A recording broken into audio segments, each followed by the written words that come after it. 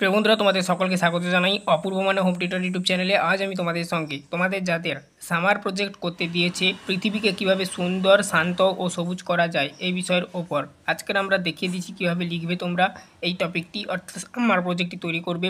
দেখো, প্রথমে তুমি তোমার ফ্রন্ট পেজ তৈরি করবে, সূচিপত্র তৈরি করবে। ওখানে যেন অবশ্যই তোমার শ্রেণী উল্লেখ থাকে, নাম উল্লেখ থাকে, রোল নাম্বার উল্লেখ থাকে, সেকশন উল্লেখ থাকে, বিদ্যালয়ের নাম উল্লেখ থাকে, আর কোন বিষয়ে প্রজেক্ট তৈরি করছো সেই বিষয়টা যেন থাকে। আচ্ছা, এরপরে আসি মেন কথায়, লেখার পার্টে কী লিখবে। একটি জেরক্স পেজ নেবে, জেরক্স পেজেই অবশ্যই তোমরা সামার প্রজেক্টগুলো করবে। A4 শিটে প্রথমে ভূমিকা নামক হেডিং করবে, তারপরে লিখবে পৃথিবী আমাদের একমাত্র বাসস্থান, কিন্তু আজ মানবজাতির অসচেতন কর্মকাণ্ডে পরিবেশের ভারসাম্য নষ্ট হচ্ছে।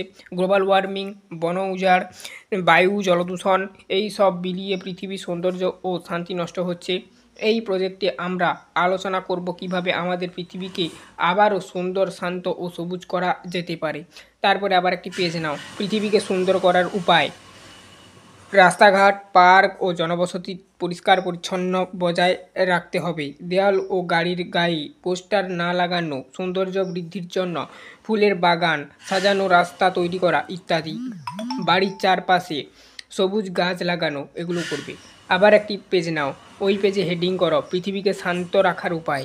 শব্দ দূষণ নিয়ন্ত্রণ, হর্ন কমানো বা হর্ন কম বাজানো, কারখানার শব্দ নিয়ন্ত্রণ, সামাজিক সহনশীলতা বজায় রাখা, যুদ্ধ ও হিংসা বন্ধ করা, শিক্ষা ও সচেতনতার মাধ্যমে শান্তিপূর্ণ সমাজ গড়ে তোলা।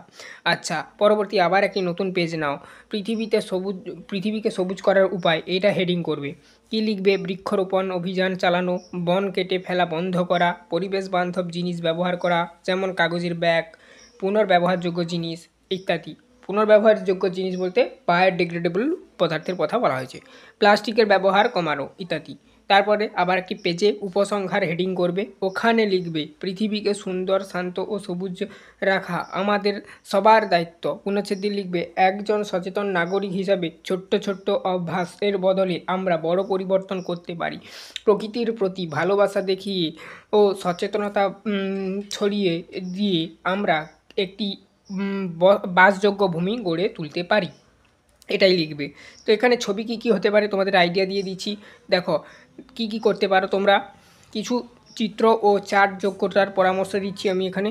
দেখো, বৃক্ষরোপণের ছবি দিতে পারো, দূষণ ও দূষণমুক্ত পরিবেশ, এই যে এটা ছবিটা দিতে পারো, তুলনামূলক ছবি আর কি। শব্দ দূষণ বন্ধের চিহ্ন দিতে পারো, সবুজ পৃথিবীর পোস্টার দিতে পারো। একটি চার্ট তোমরা তৈরি করতে পারো। কীভাবে তোমরা তৈরি করবে? দেখো, সমস্যা করবে একদিকে ঘর আর একদিকে সমাধান করবে। শব্দ দূষণ, এটা একটা সমস্যা, সমাধান। আচ্ছা, একদিকে সমস্যার ঘরে লিখবে একদিকে সমস্যার ঘরে লিখবে শব্দ দূষণ, সমাধান লিখবে হর্ন কমানো, নিয়ম মানা, বন উজাড়, এটা সমস্যা, তার সমাধান। আরেক দিকের ঘরে লিখবে বৃক্ষরোপণ, সচেতনতা করা, প্লাস্টিক দূষণ, এটা সমস্যার ঘরে লিখবে।